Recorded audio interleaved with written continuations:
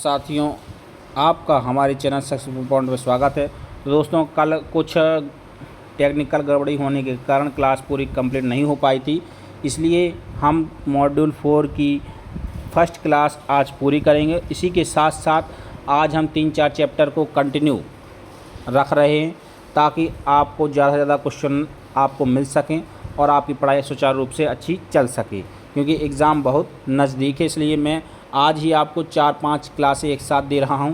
तो चलिए दोस्तों, समय बर्बाद ना करते हुए वीडियो की शुरुआत करते हैं। अगर दोस्तों आप हमारे चैनल पर नए हों तो चैनल को सब्सक्राइब, लाइक, शेयर करना ना भूलें। चलिए दोस्तों, हमारा प्रश्न है, और हाँ, आप लोग प्रश्नों को अच्छे से पढ़ें। अगर समझ में ना आए तो आप उसको 2-3 बार पढ़ें, क्योंकि आपने नियमों को पढ़ा होगा। ये आपके पास नियम हैं। मैं यह अपेक्षा करते हुए ही ये प्रश्न करा रहा हूँ, और बहुत से लोगों को डाउट भी है कि ये प्रश्न गलत हैं, तो मैं उनकी भी अलग से एक वीडियो बनाऊंगा। जो डाउट वाले प्रश्न आपको लगते हैं, मैं उनकी क्या है, कुछ लोगों ने आउटलाइन के सहित कहा है, तो मैं आउटलाइन के सहित बता दूंगा, ठीक है ना। तो चलिए, शब्द के अंत में घा हो और उस पर स्वर ना हो तो जा को प्रयोग निम्न में से करेंगे। तो इसका जो करेक्ट आंसर हो जाएगा, तो इसका जो करेक्ट आंसर होगा वो है व्रत से। हमारा ऑप्शन नंबर बी करेक्ट हो जाएगा। चलिए, हमारा अगला प्रश्न है, व्यंजन रेखा सा बनाई जाती है। तो दोस्तों, इसका जो करेक्ट आंसर होगा वो होगा ऑप्शन नंबर ए, ऊपर से नीचे बनाई जाती है। हमारा अगला प्रश्न है, व्यंजन जा को बनाने के लिए रेखा के साथ साथ निम्न में से क्या बनाया जाता है। तो दोस्तों, इसका जो करेक्ट आंसर हो जाएगा वो है व्रत। हमारा ऑप्शन नंबर ए करेक्ट हो जाएगा। अगला प्रश्न हमारा, व्रत के तहत छोटे लूप की लंबाई व्यंजन रेखा की लंबाई के निम्न में से होती है। तो दोस्तों, मैं आपको पहले भी प्रश्न करा चुका हूं, तो आपको पता होगा, ऑप्शन नंबर ए करेक्ट हो जाएगा। हमारा अगला प्रश्न है, स्व लूप सरल रेखाओं में लगाया जाता है। तो कहाँ लगाया जाता है लूप, तो ये बाईं ओर लगाया जाता है। इसका करेक्ट आंसर हो जाएगा। अगला प्रश्न है, व्रत सा गा प्रयोग कौन सी व्यंजन ध्वनियों के लिए किया जाता है। तो इसका जो करेक्ट आंसर हो जाएगा ऑप्शन नंबर बी करेक्ट हो जाएगा हमारा। तो आपका इसको नोट डाउन भी कर ले, ये वेरी इंपॉर्टेंट भी आया हुआ भी एग्ज़ाम में है। हमारा अगला प्रश्न है, वाक्यांश निम्न में से बनाते हैं। तो क्या बनाते हैं वाक्यांश, तो वो बनाते हैं शब्द चिन्हों को मिलाने से क्या होता है, वाक्यांश बनते हैं, है ना। हमारा अगला प्रश्न है, व्रत का प्रयोग वाक्यांशों में निम्न में से किस में किया जाता है। तो दोस्तों, इसका जो करेक्ट आंसर हो जाएगा वो हो जाएगा ऑप्शन नंबर 6, मतलब आपका सी करेक्ट हो जाएगा। है, हूँ, से, ही, के लिए हो जाएगा। हमारा अगला प्रश्न है, व्रत में बड़े चाप का प्रयोग वाक्यांशों में निम्न में से किया जाता है।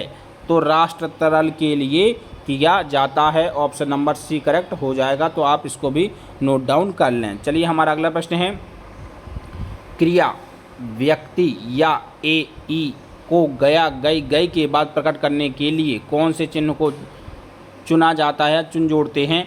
दोस्तों, इसका जो करेक्ट आंसर हो जाएगा ऑप्शन नंबर बी हमारा करेक्ट आंसर हो जाएगा। गया गई गई के चिन्ह को जोड़ते हैं। हमारा अगला प्रश्न है, किसी भी व्यंजन रेखा को ऊर्ध्वामुखी रेखा रा से करने पर या इसको नीचे लिखने पर रख धातु प्रकट होती है, निम्न में से कौन सी है।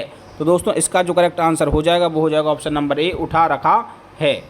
तो याद रखना इसको, ऑप्शन नंबर ए करेक्ट हो जाएगा। हमारा अगला प्रश्न है, 2 या 2 से अधिक शब्दों को बिना पेंसिल उठाए एक साथ जोड़कर लिखने की प्रक्रिया को कहा जाता है। बहुत ही इंपॉर्टेंट क्वेश्चन है, ये एग्ज़ाम में आपको मिलता है। बहुत से एग्ज़ाम में मैंने देखा है कि आया हुआ प्रश्न है। तो दोस्तों, इसका जो करेक्ट आंसर हो जाएगा वो हो जाएगा ऑप्शन नंबर बी, वाक्यांश हो जाएगा। तो इस पर आप टिक कर लें। अब अगला प्रश्न है, ना के हुक का प्रयोग वाक्यांशों में करने पर निम्न में से क्या प्रकट होता है। तो दोस्तों, इसका जो करेक्ट आंसर हो जाएगा ने, नहीं, ना, दिन, ठीक है ना। ना के हुक का प्रयोग करने पर ने, नहीं, ना, दिन प्रकट होता है। तो ऑप्शन नंबर बी करेक्ट हो जाएगा। अगला प्रश्न है, आप नियमों को आप अपने सामने रखिए तभी इन प्रश्नों को करना, क्योंकि आपको अगर नियमों को आपको याद नहीं है तो आप प्रश्न कुछ भी समझ में नहीं आएगा। तो दोस्तों, अगला प्रश्न हमारा, शुद्धता टाइप करने में लघु स्वरों के साथ अनुनासिक प्रकट करने के लिए निम्न में से क्या प्रयोग किया जाता है। तो दोस्तों, इसका जो करेक्ट आंसर हो जाएगा वो है चंद्र बिंदी, है ना। हमारा ऑप्शन नंबर सी 42 का करेक्ट हो जाएगा। हमारा अगला प्रश्न है, डैश अनुस्वर व्यंजन की किस दिशा में लगाए जाते हैं? तो दोस्तों इसका जो करेक्ट आंसर होगा समानांतर लगाए जाते हैं ना, तो हमारा बी ए ऑप्शन करेक्ट हो जाएगा। चलिए हमारा अगला प्रश्न है, आशुलिपि में अनुसार प्रकट करने के लिए बिंद स्वरों की जगह क्या लगाया जाता है? तो बिंद स्वरों की जगह लगाया जाता है व्रत। ऑप्शन नंबर हमारा बी करेक्ट हो जाएगा। चलिए दोस्तों हमारा अगला प्रश्न है, काम की ध्वनि को आशुलिपि में प्रकट करने के लिए रेखा के सामने नियमानुसार क्या लगाते हैं? तो दोस्तों इसका जो करेक्ट आंसर हो जाएगा वो हो जाएगा ऑप्शन नंबर ए डैश लगाते हैं। चलिए हमारा अगला प्रश्न है और अंतिम प्रश्न है इस लेवल का ये। तो हमारा अगला प्रश्न है, अनुसार युक्त स्वर का संकेत आशुलिपि में किस प्रकार किया जाता है? तो दोस्तों इसका जो करेक्ट आंसर हो जाएगा वो हो जाएगा आपका व्यंजन रेखा की दिशा में लिखे एक डैश द्वारा। चलिए दोस्तों हम लेवल 2 के भी प्रश्नों को कंप्लीट कर लेते हैं, क्योंकि आपका एग्ज़ाम बहुत ही निकट है। क्योंकि बहुत से लोगों का कमेंट आ रहा था कि सर आप जल्द से जल्द बड़े से बड़े मतलब वीडियो बनाएं ताकि ज़्यादा प्रश्नों को कवर किया जाए। तो चलिए हम दूसरे लेवल के प्रश्नों को भी देख लेते हैं। हमारा अगला प्रश्न है, निम्न में से कौन से व्यंजनों की आशुलिपि में अधोमुखी रा बनेगा? चारों प्रश्नों को अच्छी तरीके से पढ़ लें आप। तो इसका जो करेक्ट आंसर होगा, जल्दी जल्दी कमेंट करिए आप, इसके प्रश्न का आंसर क्या होगा? तो वो है पेड़ व दौड़। ठीक है, आप देख लें उसमें, है ना। अगला प्रश्न है, अधोमुखी रा बनाया जाता है यदि वह अंत में क्या हो, रा के स्वाद स्वर हो, तब क्या बनाया जाता है? अधोमुखी रा बनाया जाता है। तो इसका हमारा डी करेक्ट हो जाएगा। अगला प्रश्न है, व्यंजन रा डा ठा के पश्चात आने पर रा रेखा अधोमुखी लिखी जाती है। तो इसका जो करेक्ट आंसर हो जाएगा, इसका तो वो हो जाएगा ऑप्शन नंबर डी करेक्ट हो जाएगा हमारा ऑप्शन नंबर डी। अगला प्रश्न है, व्यंजन रा ढा ढाले पूर्व खालिस्तान व्यंजन रेखा आने पर अधोमुखी रा लिखा जाता है। तो दोस्तों वो लिखा जाता है कैसा? ऊर्ध्वगामी, है ना। तो ये नोट आप अच्छे से याद कर लें, क्योंकि आपने नियमों को अच्छे से पढ़ा नहीं होगा, इसलिए प्रश्न बनते नहीं होंगे। क्योंकि आपने केवल स्टेनो सीखने के लिए केवल अपने अनुसार उसको ढाला होगा, है ना। उनके नियमों का अध्ययन नहीं किया है, इसलिए आपको समझ में नहीं आ रहा है। इसलिए नियमों का अध्ययन जरूरी है पहले करना, उसके बाद ही नियमों के अकॉर्डिंग ही आपको क्या विकल्प देखना पड़ेगा, है ना, तभी आपसे बनेंगे। क्योंकि आपने तो अभी जो स्टेनो सीखी है, आपको लगा कि नहीं है हमारे अकॉर्डिंग नहीं है, तो आपने अपनी अकॉर्डिंग बना ली है आउटलाइन, तो वो आपके अकॉर्डिंग चल रही है, आपको वही याद है, इसलिए वो गलत लग रहे हैं प्रश्न, है ना। बहुत से लोगों का प्रश्न रहता है, तो मैं पहले ही बता देता हूँ ना। तो अगला प्रश्न हमारा दोस्तों, व्यंजन रा ढाले पूर्व आने पर रेखा अर्धगामी लिखी जाती है, कब लिखी जाती है? तो इसका करेक्ट आंसर हो जाएगा ऑप्शन नंबर बी, है ना, स्वर। अगला प्रश्न हमारा, व्यंजन टा वा मा वर्ग के पश्चात कौन सी दिशा में ता बनाया जाएगा? अब बना के दिखाइए। बहुत से लोग उल्टा ही बना देते हैं, है ना, लेकिन अब रूल के अकॉर्डिंग आपको बताना है यहाँ पे। तो इसका जो करेक्ट आंसर हो जाएगा वो हो जाएगा दायां बायां दोनों बनाया जा सकता है। ए वाला भी करेक्ट आंसर हो जाएगा, क्योंकि अब आप उसमें नहीं तो लाइन काट के, कोई लाइन पे को काट कर समतल में ही बनाया, कोई दायां और बायां दोनों प्रकार से बनाया जा सकता है। ये आपकी दोनों हो गए हैं ता, है ना। आपने ता वर्ग को पढ़ा होगा, तो आप दायां है एक बायां, है ना, तो आप इसमें देख सकते हैं। चलिए हमारा अगला प्रश्न है, व्यंजन चा सा हा या के बाद ता कौन सी दिशा में लिखा जाता है? अब बताइए, जैसे चा जाए या सा जाए, तो फिर उसके बाद जब ता आता है तो कौन सी दिशा में लिखा जाता है? तो इसका करेक्ट आंसर हो जाएगा सी, ठीक है ना, दायां लिखा जाता है। तो आप याद रखना, है ना। शब्द में जब ता अकेला हो वह मात्रा पहले आए, व्यंजन के बाद भी मात्रा हो, तो दोनों दर्शायों में ता कैसे लिखा जाएगा? तो दोस्तों इसका जो करेक्ट आंसर हो जाएगा ऑप्शन नंबर सी करेक्ट हो जाएगा, दायां ही लिखा जाएगा। चलिए हमारा अगला प्रश्न है, ता वर्ग माँ के बाद ता वर्ग में से कैसे लिखा जाता है? तो दोस्तों इसका जो करेक्ट आंसर हो जाएगा, दोनों तरफ से लिखा जाता है ना, अपनी सुविधा अनुसार इसमें लिखा जाता है, तो दोनों तरफ से बनाया जा सकता है। अगला प्रश्न है हमारा, जब व्यंजन ता वर्ग किसी शब्द में अकेला ही और मात्रा उससे पहले आए तो ता वर्ग लिखा जाता है। तो दोस्तों इसका जो करेक्ट आंसर हो जाएगा बायां लिखा जाता है ना, तो हमारा करेक्ट आंसर हो जाएगा बी। अगला प्रश्न है, टा वर्ग, ता वर्ग एवं चा मा वर्ग के बाद ता वर्ग में से कैसे लिखा जाता है?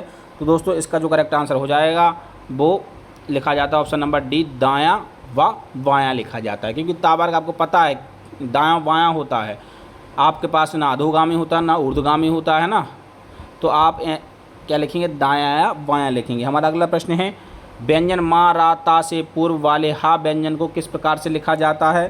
तो दोस्तों इसका जो करेक्ट आंसर हो जाएगा टिक द्वारा। याद रखना है ना, एक हा का टिक द्वारा भी लिखे जाते हैं और प्रश्न आया होगा भी है, शायद ही एक या पिछली साल आया था ये वाला प्रश्न है ना, तो आप इसको नोट डाउन कर लें। अगला प्रश्न है, ला रेखाक्षर के बाद मा रेखाक्षर और उसके पूर्व अग्रगामी रेखाक्षर या फा मा सा रेखाक्षर हो तो ला को लिखा जाता है। तो उसका जो करेक्ट आंसर हो जाएगा वो हो जाएगा ऑप्शन नंबर बी, ऊपर से नीचे लिखा जाता है। चलिए हमारा अगला प्रश्न है, व्यंजन सा का प्रयोग निम्न में से किस ऊर्ध्वमुखी किया जाता है? तो इसका जो करेक्ट आंसर हो जाएगा वो हो जाएगा ऑप्शन नंबर ए करेक्ट हो जाएगा, मोटी अधोमुखी रेखाओं के बाद। हमारा अगला प्रश्न है, विपरीतार्थी शब्दों में सा का प्रयोग किया जाता है। तो इसका जो करेक्ट आंसर हो जाएगा वो क्या है? ऊर्ध्वमुखी लिखा जाता है ना सा का। अगला प्रश्न है और हमारे लास्ट प्रश्न है लेवल 2 का, कर कल तल फर मर से पहले व्यंजन सा आने पर व्यंजन सा लिखा जाता है। कैसा लिखा जाता है? तो वो लिखा जाता है ऊर्ध्वमुखी। तो दोस्तों पहले अब आप इस वाली जो प्रश्न दिया गया है इसको पहले आप क्या करिए, अपनी नोट शीट में इसको लिखिए, फिर उनकी आउटलाइन बनाइए, फिर प्रश्न को पढ़िए क्या कहना चाहता है। उस प्रश्न के बाद आप ही अपने स्वयं से बताइए कि यह अधोमुखी बनाया जाता है कि या ऊर्ध्वमुखी बनाया जाता है, ताकि आपको ये जो विकल्प दिया गया है इसका आपको क्लियरिटी समझ में आ सके। मैं जितने भी आपको डाउट हों आप कमेंट में जाके उन प्रश्नों का नंबर दे दीजिए और क्लास का मॉड्यूल ज़रूर लिख दें, है ना। तो मैं उनको एक साथ कलेक्ट करके आपको मैं किसी भी दिन आपकी जिस दिन एग्ज़ाम हो उसके जस्ट पहले चाहिए हो या और पहले चाहिए हो तो आप बता दीजिएगा, मैं उस दिन आपके वो डाउट क्लियर कर दूँगा, है ना। तो दोस्तों अभी हम मॉड्यूल 5 की ओर भी बढ़ रहे हैं, क्योंकि मॉड्यूल 5 भी हम आपको करवा दें क्योंकि आपका एग्ज़ाम नज़दीक है। तो इस वाले चैप्टर में हम मॉड्यूल 5 में हुक व अर्धकरण से संबंधित प्रश्नों को पढ़ेंगे, क्योंकि आपने अर्धकरण का प्रयोग बहुत ही कम लोग करते हैं तो उनसे भी संबंधित प्रश्न आते हैं, लेकिन क्या है आप लोग स्टेनो सीखते हैं तो उसमें उपयोग कम करते हैं आप, है ना। इसलिए हम पढ़ते हैं मॉड्यूल 5 हुक व अर्धकरण। ये लेवल 1 क्लास है तो हम इसको पूरा कंप्लीट कर लेते हैं और बाकी जो क्लास हैं अगले सेशन में हम रखेंगे, है ना। तो चलिए दोस्तों हमारा अगला प्रश्न है, रा का हुक सीधे अधोगामी रेखा में किस तरफ दर्शाया जाता है? तो दोस्तों इसका जो करेक्ट आंसर हो जाएगा हमारा वो हो जाएगा हमारा ऑप्शन नंबर बी, बाएँ, है ना। तो इसको जल्दी जल्दी करने का प्रयास करेंगे तो आप लोग भी नोट करते चलें। यदि व्यंजन ए प्रारंभ की है तो रेखाक्षर को निम्न में से बनाया जाता है। तो दोस्तों इसका जो करेक्ट आंसर हो जाएगा ऑप्शन नंबर ए करेक्ट हो जाएगा, पूर्ण रेखाक्षर बनाया जाता है। हमारा अगला प्रश्न है, वक्र रेखा के अंदर ला हुक कैसे लगाया जाता है? अब वक्र रेखाओं के अंदर आपको लगाना है ला हुक, तो इसका करेक्ट आंसर हो जाएगा रा के हुक से बड़ा करके, है ना। चलिए अगला प्रश्न है, सरल रेखा पर ला का हुक कैसे लगाया जाता है? तो इसका जो करेक्ट आंसर हो जाएगा ऑप्शन नंबर बी, है ना, घड़ी चलने की विपरीत दिशा में लगाया जाता है। अगला प्रश्न है हमारा, सरल रेखा पर रा का हुक लगाने की दिशा क्या है? दोस्तों इसका जो करेक्ट आंसर हो जाएगा घड़ी चलने की दिशा में, है ना। अगला प्रश्न है दोस्तों हमारा, वक्र रेखाओं के भीतर लगाया गया छोटा हुक निम्न में से क्या दर्शाता है? तो इसका आंसर करेक्ट हो जाएगा ऑप्शन नंबर डी, रा हो जाएगा। अगला प्रश्न है, यदि शब्द के प्रारंभ में ला व्यंजन आ जाए तो निम्न में से क्या बनाएंगे? तो इसका जो करेक्ट आंसर होगा ऑप्शन नंबर डी, पूर्ण व्यंजन पूरी रेखा होगी। अगला प्रश्न है, यदि किसी शब्द में प्रथम अक्षर ना व्यंजन हो तो निम्न में से क्या बनेगा? प्रश्न को पढ़िए अच्छे से समझिए क्या बोल रहा है, फिर उसके बाद ही आप कमेंट करके आंसर दीजिए इसका। तो क्या इसका आंसर हो जाएगा पूरी व्यंजन रेखा होगी, है ना। हमारा ऑप्शन नंबर बी करेक्ट हो जाएगा। अगला प्रश्न है हमारा, ना हुक लगाया जाता है कब लगाया जाता है ना हुक? तो आप ध्यान रखें अंत में लगाया जाता है ना hook, option number B correct हो जाएगा। अगला प्रश्न है सन सण ध्वनि रेखा अक्षर के अंत में ध्वनित हो तो उसे दर्शाया जाता है। तो देखो अभी मैंने बताया था सन सण यानी बड़ा हुक होगा, है ना। प्रश्नों को आपने पढ़ा होगा, नियम लिखे होंगे, लेकिन आप उसको दोहरा नहीं रहे हैं, इसलिए बन नहीं रहे हैं ना। तो क्या होगा, बड़ा हुक होता है। तो याद रखना ऑप्शन नंबर ए करेक्ट हमारा हो जाएगा। अगला प्रश्न है हुक ना निम्न में से दर्शाते हैं। तो दोस्तों इसका जो करेक्ट आंसर होता है आखिरी में ना को दर्शाते हैं। अगला प्रश्न है हमारा निम्न में से कौन से व्यंजनों के लिए अंतिम हुक का प्रयोग किया जाता है। तो दोस्तों इसका जो करेक्ट आंसर हो जाएगा ऑप्शन नंबर बी करेक्ट हो जाएगा। ठीक है ना। तो अगला प्रश्न है दोस्तों हमारा सन सण हुक्स केवल खाली स्थान में लगाए जाते हैं, कब लगाए जाते हैं बताइए। अब आपको आंसर देना, कमेंट करके दीजिए इस प्रश्न का आंसर, इसलिए मैं आपको बता नहीं रहा हूँ। ठीक है, तो इस वाले में प्रश्न को आपके लिए छोड़ देता हूँ। आप जल्द से जल्द कमेंट करें और इसका आंसर दें कि कहाँ लगेगा सन सण हुक्स केवल कहाँ लगाए जाते हैं। तो चलिए हम अगले प्रश्न की ओर बढ़ते हैं, इसको मैं आपके लिए छोड़ता हूँ। अगला प्रश्न है सन हुक हमेशा प्रारंभिक हुक के कहाँ लगाए जाते हैं। तो इसका ऑप्शन करेक्ट हो जाएगा विपरीत। ठीक है, तो बी ऑप्शन करेक्ट हो जाएगा। हमारा अगला प्रश्न है किसी रेखा की लंबाई को आधा करने से उसमें टा ठा ता का योग होता है, क्या कहा जाता है। अब बताइए आप क्या कहते हैं इसको। तो इसका जो करेक्ट आंसर हो जाएगा वो कहते हैं हापिंग। ठीक है, इंग्लिश शब्द है हापिंग। तो आप इसका करेक्ट आंसर हो जाएगा बी ऑप्शन। हाविंग के नियमानुसार किसी रेखा की लंबाई को आधा करता है। तो इसका जो करेक्ट आंसर हो जाएगा ऑप्शन नंबर ए टा ठा ता दा। तो इनको पढ़ लें अच्छे से, है ना, नियमों को। अगला प्रश्न है दोस्तों हमारा मीटर की आशुलिपि में निम्न में से किस प्रकार लिखा जाता है। तो दोस्तों इसका जो करेक्ट आंसर हो जाएगा वो हो जाएगा आपका ऑप्शन नंबर सी, है ना, मीटर की आशुलिपि में। अगला प्रश्न है आशुलिपि में 8 गुना को निम्न में से कैसे में से ले किस प्रकार लिख सकते हैं, ना, किस प्रकार बनाएंगे। तो इसका जो करेक्ट आंसर हो जाएगा दोस्तों वो हो जाएगा ऑप्शन नंबर आपका सी करेक्ट हो जाएगा। तो ये ध्यान रखना है ना,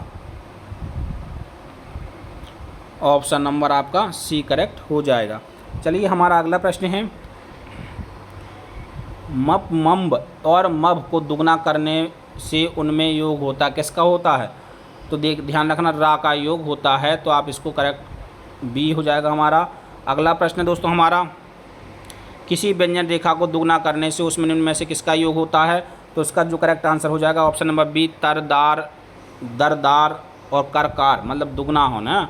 तो हमारा ये हो जाएगा ऑप्शन नंबर बी करेक्ट हो जाएगा। अगला प्रश्न किसी व्यंजन को दुगना करने से उसमें तरदार दरदार का योग होता है, इस नियम का नाम क्या है। तो अब इसको बताना इस नियम का नाम क्या है। तो दोस्तों इसका जो करेक्ट आंसर होता है वो डबलिंग होता है ना। वो ट्री आपकी पहली वाली जो थी आपको मैंने बता दिया, और जो जैसे जी अब तरदार वाला था दरदार वाला था, ये डबलिंग कहलाता है। इंग्लिश में भी ये वर्ड पूछ लिए जाते हैं आप लोगों से। तो दुगनीकरण के नियम में चाहिए के लिए कौन सी व्यंजन रेखा को डबल किया जाता है। दुगनीकरण होता है डबलिंग, है ना। तो इसको भी आप याद रखें, आपसे एग्जाम में शायद डबलिंग पूछ ले, आपको दुगनीकरण पता हो। ठीक है, तो उसका करेक्ट आंसर हो जाएगा हमारा ऑप्शन नंबर ए करेक्ट हो जाएगा। हमारा अगला प्रश्न है वाक्यांश के तहत अच्छा लगता है शब्द में कौन सी क्रिया धातु लगाई गई है। तो दोस्तों इसका जो करेक्ट आंसर हो जाएगा ऑप्शन नंबर डी हो जाएगा लग की, है ना। हमारा अगला प्रश्न है व्यंजन पा से किसी व्यंजन को काटने पर कौन सी क्रिया धातु प्रकट होती है। तो दोस्तों इसका जो करेक्ट आंसर हो जाएगा ऑप्शन नंबर डी, है ना, पढ़ हो जाएगा। अगला प्रश्न है हमारा व्यंजन रेखा माँ में किसी अन्य शब्द के व्यंजन को काटने पर निम्न में से क्या प्रकट होता है। तो दोस्तों इसका जो करेक्ट आंसर हो जाएगा मंत्री महोदय महिला महा, है ना, ऑप्शन नंबर ए करेक्ट हो जाएगा। क्या है इनको भी आपने काट शब्द नहीं पढ़े हैं, आपने नियम नहीं पढ़े होंगे, तो इसलिए आपको समझ में नहीं आएंगे। तो पहले आप नियमों को पढ़िए फिर आप प्रश्नों को करिए, तो आपसे में क्या ज़्यादा प्रश्न बनेंगे, है ना, समझ में भी आएंगे। नहीं तो आपके सामने कुछ समझ में नहीं आएगा, सब प्लान दिखेगा आपको, गलत है, समझ में नहीं आ रहा है ना। और जो समझ में नहीं आया तो आप कमेंट करके ज़रूर बता सकते हैं, मैं आपको अलग से वीडियो में समझा दूंगा स्पष्ट तरीके से, आउटलाइन सहित कुछ एग्जाम्पल भी दे दूंगा, तो आपको जल्दी से जल्दी समझ में आ जाएगा, है ना। चलिए हमारा अगला प्रश्न है व्यंजन रेखा गा से किसी शब्द के एक व्यंजन को काटने पर निम्न में से क्या प्रकट होता है। तो दोस्तों इसका जो करेक्ट आंसर है गवर्नमेंट प्रकट होता है, ऑप्शन नंबर बी करेक्ट हो जाएगा। हमारा अगला प्रश्न है व्यंजन पा से किसी शब्द को काटने पर निम्न में से क्या प्रकट होता है। दोस्तों इसका जो करेक्ट आंसर हो जाएगा पार्टी पद्धति होती है ना, तो हमारा ऑप्शन नंबर सी करेक्ट हो जाएगा। अगला प्रश्न है व्यंजन रा ऊर्ध्वगामी से किसी शब्द को काटने पर निम्न में से क्या प्रकट होता है। तो दोस्तों इसका ऑप्शन हो जाएगा ऑप्शन नंबर बी परिषद रेत, इसको भी आप याद रखें। हमारा अगला प्रश्न है व्यंजन रेखा सा से किसी शब्द को काटने पर इनमें क्या प्रकट होता है? तो दोस्तों 29 का जो करेक्ट आंसर हो जाएगा वो हो जाएगा हमारा डी, बैंक का बिल हो जाएगा। हमारा अगला प्रश्न एवं इस सीरीज़ का लास्ट प्रश्न है, व्यंजन ना से किसी अन्य शब्द को काटने पर इनमें से क्या प्रकट होता है? तो दोस्तों वो हो जाता है ऑप्शन नंबर सी, नीति नियम प्रकट होते हैं। तो दोस्तों ये हमारी सीरीज़ 5 का मॉड्यूल 5 का कंप्लीट चैप्टर हो चुका है। अब हम कोशिश करेंगे कि अगली वीडियो में आपकी ज़्यादा से ज़्यादा क्लास और थोड़ी सी लंबी खींचें, और आप नियमों को पहले ज़रूर पढ़ लें, क्योंकि अगर आप नियम नहीं पढ़ेंगे तो प्रश्न समझ में नहीं आएंगे। मैं यही कहूँगा अंत तक भी कि नियम आपको पढ़ने ही पड़ेंगे, क्योंकि आप स्टेनो जब सीखते हैं तो आप नियमों को ताक पर रखते हुए नहीं सीखते हैं, है ना। आप अपने हिसाब के या अकॉर्डिंग के तहत अपनी आउटलाइन बनाना स्टार्ट कर देते हैं, जबकि वो क्या है, रूल के अकॉर्डिंग गलत हैं, बाकी आपकी सुविधा के लिए सही है ना। तो इस चीज़ को भी आप याद रखें। तो चलिए दोस्तों, जल्द मिलते हैं दूसरी वीडियो के साथ। जय हिंद, जय भारत।